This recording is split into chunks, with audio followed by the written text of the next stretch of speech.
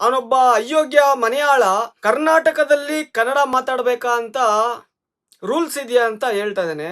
ಅವನಿಗೆ common sense ಇಲ್ಲ ಅಂತ ಕಾಣುತ್ತೆ. ಇಡೀ ಒಕ್ಕೂಟ ಭಾರತ ಆಗಿರೋದೇ ಭಾಷೆಯ ಆಧಾರದ ಮೇಲೆ.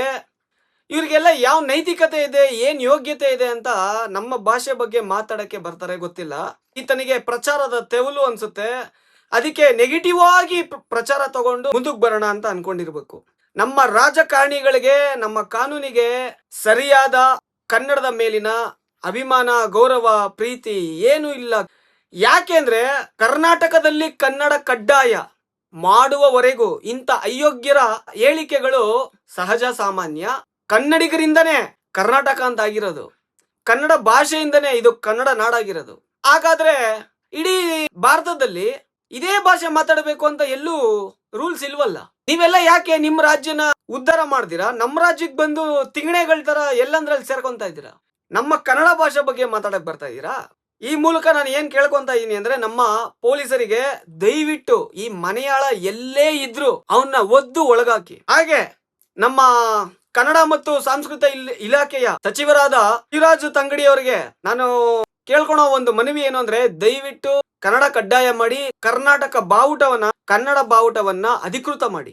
ನೀವು ಸರ್ಕಾರದ ಆಡಳಿತಕ್ಕೆ ಬರೋದಕ್ಕೂ ಮುಂಚೆ ನೀವು ಹೇಳಿದ್ರಲ್ಲ, ನಾವು ಕನ್ನಡ ಪರ, ಕರ್ನಾಟಕ ಪರ, ಕನ್ನಡಿಗ ಪರ ಅಂತ.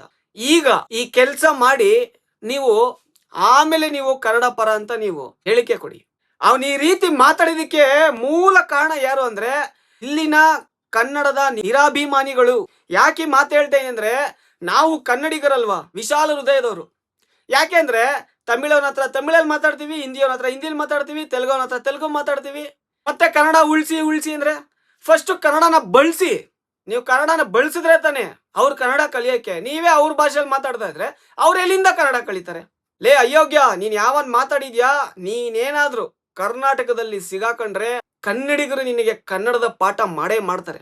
ಇಲ್ಲಿವರೆಗೂ ಯಾರು ಗಾಂಚಲಿ ಮಾಡಿದರೆ ಅವ್ರಿಗೆ ಮಾತ್ರನೇ ಕನ್ನಡಿಗರು ಕನ್ನಡದಲ್ಲಿ ಮಾತಾಡಿ ಅಂತ ಒತ್ತಾಯ ಪೂರ್ವಕವಾಗಿ ಹೇಳಿರೋದು. ಆದ್ರೆ ಕನ್ನಡ ಮಾತಾಡಿ ಅಂತ ಪ್ರತಿ ವಲಸಿಗನ ಹತ್ರ ಕನ್ನಡಿಗರೇನಾದ್ರು ಶುರು ಹಚ್ಕೊಂಡ್ರೆ ನೀವುಗಳೆಲ್ಲ ಗಂಟು ಮುಟ್ಟೆ ಕಟ್ಕೊಂಡು ಓಡ್ತಾ ಇರ್ತೀರಾ.